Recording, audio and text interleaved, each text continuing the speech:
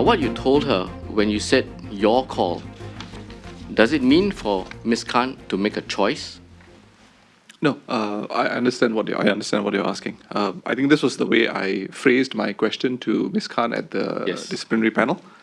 But insofar as what I said to her at the meeting at her house on the 3rd of October, it was clear that you had to take ownership and responsibility for it. So, in that context, would it mean that it is for Ms. Khan to make a choice? No, sir, it would not. That's an ordinary meaning of the phrase "your call." Would you agree? Yes, but if you look thereafter, I said, did the need to tell the truth in Parliament occur to you? It's a confirmation in my mind of putting the term "your call" into context. Right. So the question wasn't framed that way, but it was quite clear in my communication to her when I asked "your call." I mean, it follows from the evidence I've given earlier about the responsibility a WP MP should take vis-a-vis his or her work in Parliament, the sort of politics that we want to practice, and I suppose that one has to look at it in totality. I think when one informs an MP that he or she has to take ownership and responsibility, indeed, that MP has to take ownership and responsibility. And I can see why the word "your call" gives the suggestion that it's a choice for her to make. Yes, indeed. And I think that's a reasonable look at it. But in the context of how I had put it to Ms. Khan at the DP, Okay. and in particular the question that I followed up with, I mean, you really can't tell a lie, can you?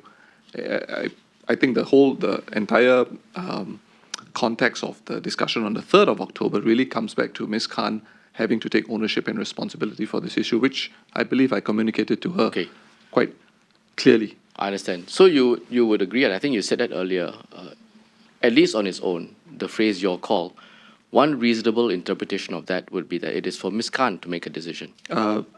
If you discount the context of this word being used in a DP and the subsequent question put to her, I can understand. Now, Ms. Loh is here saying that you had, at least from your narration to her, what happened on the 3rd of October, you had given Ms. Khan a choice and that she is disappointed by that. Would you say that this is consistent with how Ms. Lim had recorded your question to Ms. Khan on the 29th of November, meaning your call? No, I would not. Can you explain why then the narration that you gave to Ms. Loh on the 12th of November as to what happened on the 12th of October, I beg your pardon, as to what happened on the 3rd of October, gave her the impression that it was a choice? I think she makes her view quite clear, and we see this also in the communication, which I also had sight of when I was here last Friday. These words, "I will not judge you," seem to be seared in Ms. Loh's and I think even Mr. Nathan's mind. And I think they've placed a large amount of weight on it, and they've not placed enough emphasis on the context in which that phrase was shared. And hence, I think it follows why Ms. Loh would make the representations that she has done. And the context that you refer to would be the earlier words that you used concerning taking ownership and responsibility That is of correct. the problem.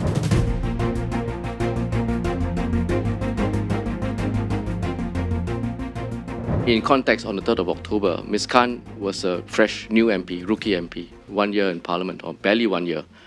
And she had admitted 2 months prior to that she had told a lie in Parliament, coming to see her senior leaders of the Workers' Party.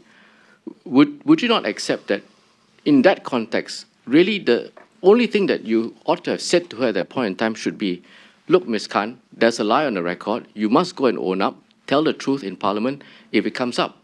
Make it very clear in clear, simple, direct terms. Would you agree? Mr. Tong, I believe I communicated that in my way when I suggested her to take ownership and responsibility. Okay. Yeah.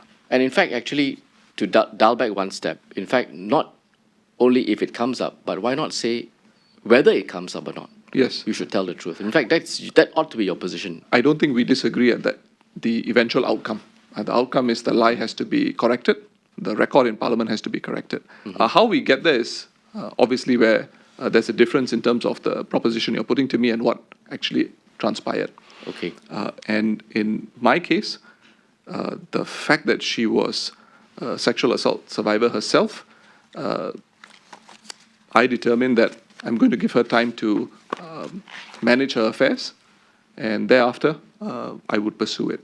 And again, my email of the 1st of October is suggestive of the fact that I wasn't personally going to let this issue lie, but lie as in to remain on the record, but it is to inform not just Ms. Khan, but everybody that these sort of things are just not on. You can't do this.